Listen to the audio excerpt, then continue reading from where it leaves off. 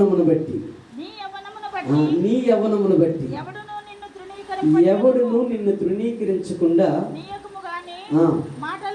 మాటలోను ప్రవర్తనలోను ప్రేమలోను విశ్వాసములోను విశ్వాసులకు మాదిరిగా ఉండండి అని అక్కడ రాసినాడు. ఒక అద్భుతమైన సందేశం ఇది.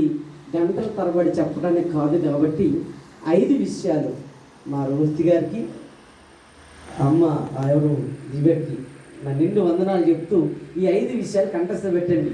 మీ జీవితాల్లో సూపర్గా వెళ్తాయి. దేవుని స్తోత్రం.